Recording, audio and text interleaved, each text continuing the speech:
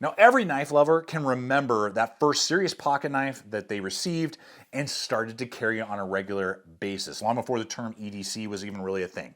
For me, that happened over 20 years ago when I was still in my teens, and I had a friend of mine give me his used, but still very functional, CRKT Kit Carson designed M16 series of pocket knives. And here, over 20 years later, in 2025, they have released a new rendition of that beloved design that I carried all those years ago.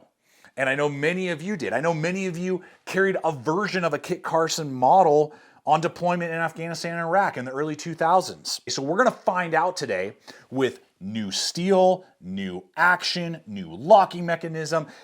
Does this hold on to not only the nostalgia, but in this new century, can this still hold on to performance and capability compared to so many amazing options that are now available, or is it just a relic from a bygone era? We're gonna find out today as we dive into this blade. If you're new to the channel, welcome. I'm Aaron. This is Gideonstactical. Let's dive in. It's moments like these that remind me of my age again. What's my age again? What's my age again? Like 14 years old going to Blink-182 show. Now, the blade itself is going to be 3.5 inches long, maybe 3.4 actual cutting edge because that kind of little angled cut in right there. It has a false kind of dagger profile, so it's a false edge right there. So you could, sharpen that, I guess, if you wanted to. It does have that capability. So it's a low flat grind on 1/8 of an inch thick. Great piercing capability. Obviously, that is the first thing right out of the gate that this definitely has going for it, is piercing. When I began to use it, it definitely brought back reminiscence. I'm like, oh my gosh, I remember how this felt in my hand. I remember how it kind of cut. Now, I mean, and this was like the serious first pocket knife I had. Before that, I just had a Victorinox, like, when I was a kid. So knowing what I know now, the edge geometry and grind profile is okay for utility. It'll get the job done, but it's not some mind-blowing slicer. It's just not gonna do that because of the low grind and kind of thin spear stabbing, emphasizing blade shape and profile. It will absolutely get the job done. You can go through paracord, cut open boxes, do that type of stuff, but you're gonna definitely, I had to saw kind of more than I preferred with like hemp rope. It can kind of bind up every once in a while with the cardboard and stuff. And that's where something with a high flat or even full flat grind, like a Spyderco Tenacious, or maybe like a Cold Steel Recon 1, because of the higher grind, is going to outperform this model. It's just low, it's thick for when I say thick, it's just the geometry. It all comes down to geometry. So it's functional, it's doable, but it's not gonna win any awards in cutting tasks because of the profile of the blade. It will absolutely pierce and penetrate extremely well. Now, the D2 steel is an upgrade over what was originally on it. I actually don't remember. I think it was AUS 8 or even maybe AUS 6 on the original model, or it could have been 8CR. I know they had variants of 8CR, on there at some point. Leave a comment below if you remember.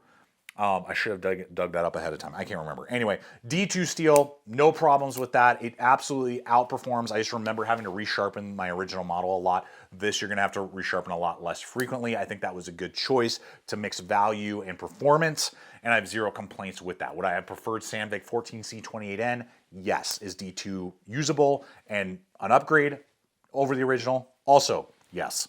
So leave a comment below on your thoughts with that. Now, as we move on to action, because there's a lot of upgrades there, and deployment, lockup, all that, there's also some attributes that they have added to kind of match what is now preferred in the market compared to 25 almost years ago, or more than 25 years ago.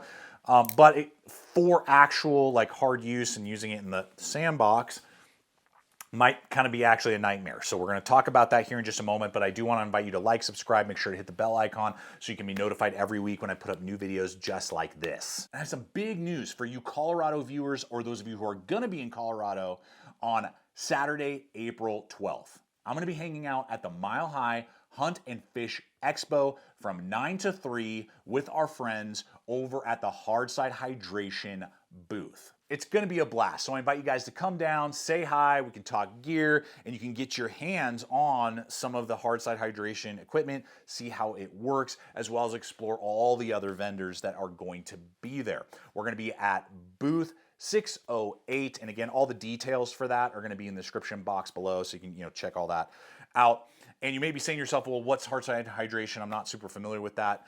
Dane and Dustin, the founders of this American-based company, have come up with a solution that I was looking for years, giving us a hose like you would have in a water bladder, but instead of having all the headache of cleaning and leaks and stuff, it attaches to your favorite water bottle, regardless if it's a wide mouth like a Nalgene or a Yeti, or a 28mm mouth bottle like a Smart bottle. So you can have it on the exterior pack, way easier to clean, refill, do all that stuff. I've been using them for years now on my outdoor adventures. They're my preference when I want that hands-free hydration, and they've released a couple new updates, including a new bite valve, as well as some new color options on their hoses, including a low-profile tan, super cool. And yes, they now are offering a water filter to run in line with the system. We're going to be doing a totally separate video on that, but all those things are available. I'll have a link popping up as well as in the description box below over to their site, as well as a 10% off promo code that I have that you could apply towards your purchase. So you can really check out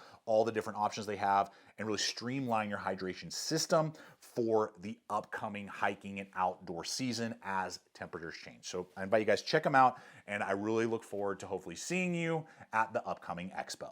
Now, I always like that flathead pivot action, easy to work on, disassemble. Now, this model comes with the IKBS system of ball bearings. That I do not, I think that's like a 2010, introduction, or even maybe later. So the original model, I don't ever remember being this smooth. So the ball bearings is, like a 21st century adaptation to this model. The benefit is that it's like glass. I mean, it's super, super smooth, so fast, and very fidget friendly. The downside is that keep an eye on them and stuff, and like in-field maintenance might be a lot more difficult than the original models brought to the table. So leave a comment below. Is that something you dig? Is that something you not? Now, for the lockup, we now have a crossbar lock. The original model had a liner lock with like a safety on it, which when I first got it, I'm like, this is so cool. But over time, it was actually the main reason I dumped using the knife, and then I went to a KERSHAW Clash. That was my second knife I ever, that was the first knife I actually spent money on myself and bought a KERSHAW Clash, because it was just a liner lock with no, secondary safety mechanism. It was just kind of a nightmare and kind of annoying for me to do. And so that's why I phased that Kit Carson model out. So this crossbar lock is a massive, massive improvement. Very, very quick, easy to engage. They have put the thumb studs nice and protruding so you can engage it with gloves on, things like that. Now, the stop bar is actually the thumb studs. The thumb studs hit the back portion of the handle right there, which has steel liners, and that is what stops the blade and keeps it from, traveling any further. So we definitely have some rock, side to side, none up and down though. There's some side to side play, and I'm glad that I'm not feeling any up and down. So durability wise, it's about what you would expect for most crossbars with ball bearings, let's put it that way. The knife is sporting Grivery handle scales, very similar to the original. You can see there I have full real estate with my large size hands, 3 1/4 spanning. Got enough with that bird beak. I'm not even on the bird beak. Has just a little hair of a texture, but it definitely has kind of like a glass polymer, kind of, glass reinforced nylon polymer feel to it. The cut-ins, just help lighten it up a little bit there, flow through construction, so it's gonna be very easy for you to clean everything else about the knife. It's very easy to do that with. You do have this is iconic with the design, this big kind of like dead space right there, so you're pretty far away from the cutting edge. You can choke up on there if you need to, but for the type of design, many of the models had the cross top and bottom guards. The original model had some of them had flippers, and so that would help with the guard. I would say that actually detracts from tactical performance.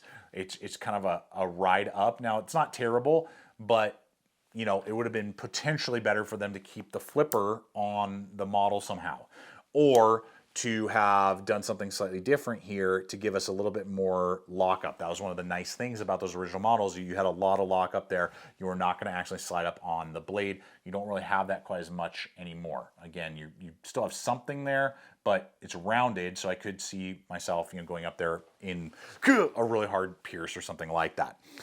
So finally, also pocket clip. The pocket clip at the time, some models, because there were so many variants, some models did have like ambidextrous, right, left, tip up, tip down.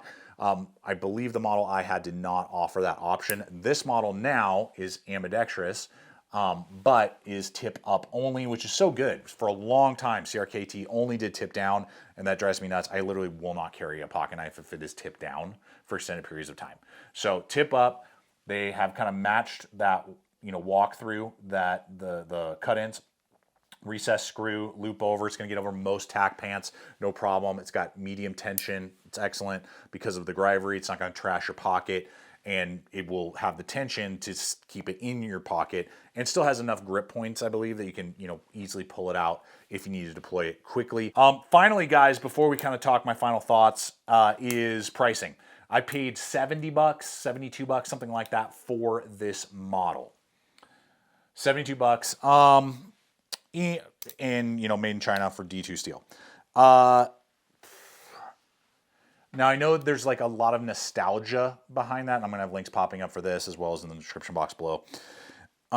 In fact, I forgot to get, let me get some options here and we can kind of button this up. So at that price point of like $70, let's just say, give or take, one that really comes to mind that we haven't seen in a while is the SOG-TAC. D2 steel, Chinese made, crossbar lock. This one, like $80, $85, depending on variant and where you pick them up. Really fast, big beefy handle. Grind is way higher and slicier. Okay, so if you actually want performance, this is actually the geometry of grind, even though the steels are the same, much better in my opinion for that. The tip is about same thickness, you know, so it's very piercing, and it's gonna have better traction because of the flipper and the deep guard. If you're gonna ask me for stabbing and piercing and kind of overbuiltness, so really what the original Kit Carson was intended for, this is, in my opinion, better applicable, I'm trying to say that word, to this model that I have here with the update. It's going to cost a little bit more, $10 more, but there's that. Then if we go kind of on the flip side, the KERSHAW IRIDIUM D2 steel as well. Definitely, this is where kind of like it feels like a much more premium knife. Crossbar, again, higher grind, so it tends to be a little slicier from what I experienced with this for the factory edge. Obviously, I could, you know, bring up the relief edge if I want to. But this is more just like for if I'm just wanting an EDC knife, you know, it's got ball bearings, all that stuff. I believe these are 65 last I checked, $65 for the D2, you know, variant aluminum handle scales. So this kind of sits right in the middle, and it's kind of like a cross blending of those two other ones that definitely has nostalgia, and I think that they definitely did everything right in bringing it into the 21st century, except you could maybe argue with the ball bearings, depending on your preference. It might have been better to go with just washers on that. But aside from that, like good crossbar, better upgrade in steel, pocket clip, you know, all those things. Back then, there just weren't anywhere near the options that we have today. So there is a crowded market that this has to fight for. But for those of you who, you know, love the original design, you want something that's like got better steel and, you know, better action to it. Well, yeah, I mean, this is absolutely going to check all those boxes, and they executed those factors really well. But I want to know from you guys, what's your take, what's your thought on the Kit Carson update? Is it worth pursuing in 2025 or not?